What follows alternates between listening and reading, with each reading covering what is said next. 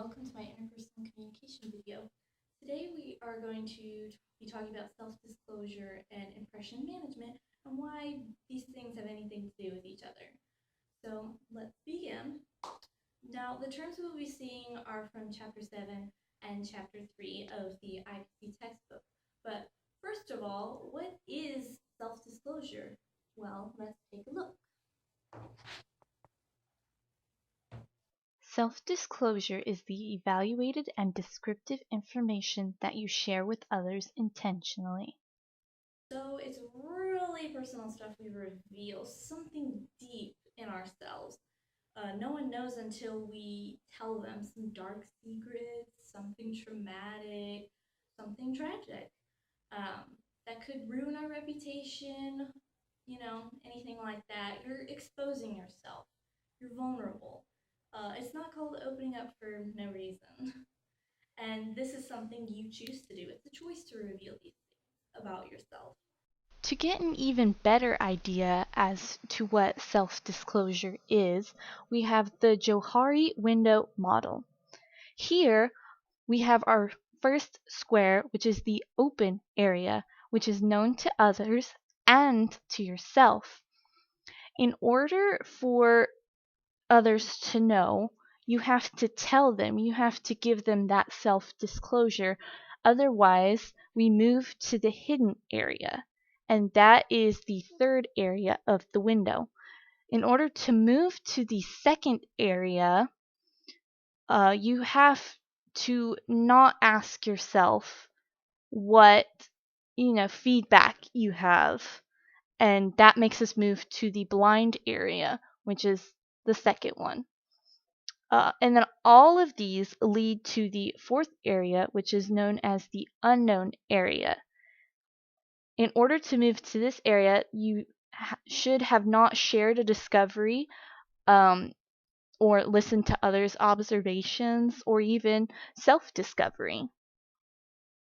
How you choose to present it and how people take it are where impression management comes in. But first, let's explain what impression management is. Impression management is the unconscious or strategic effort to influence another's perceptions about us.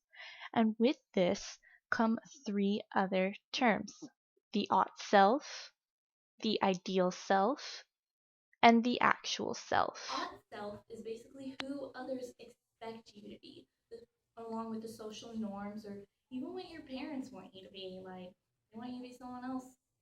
You don't want to do that. That's your ought self.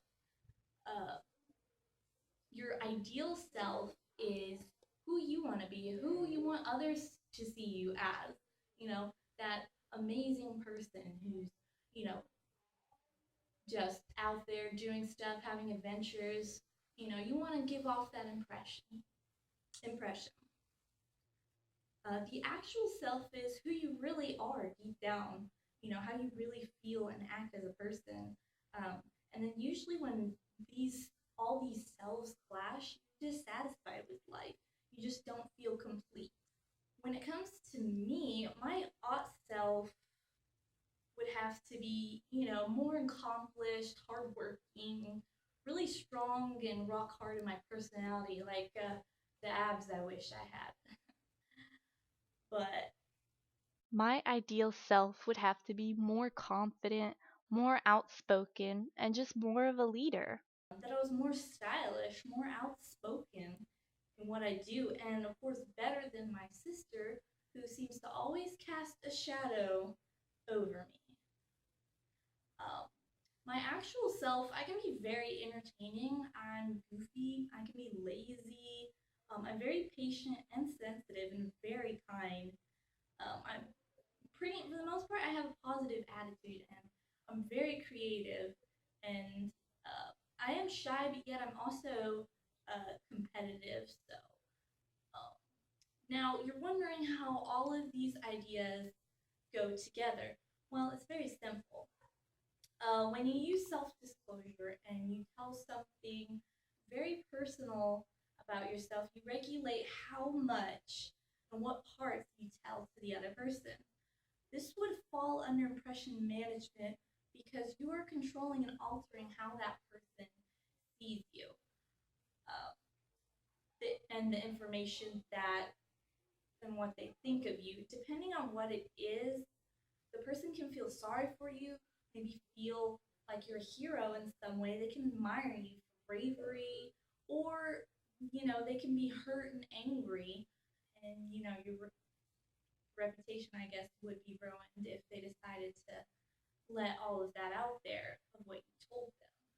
But also by using self disclosure, you are revealing a deep part of your actual self. Usually, you only use a little bit of your actual self in any interaction, because let's face it, it is a part of you, and you can't get away from that. So, as our closure, remember what you reveal is your choice, and it can have consequences, good or bad. Um, and also, what the impression you give off from it. Self disclosure is a big part of what makes us who we are as a person. And so now don't forget to study, guys. And it has been a fun year, and I want to thank all of you for watching my video. So see you guys next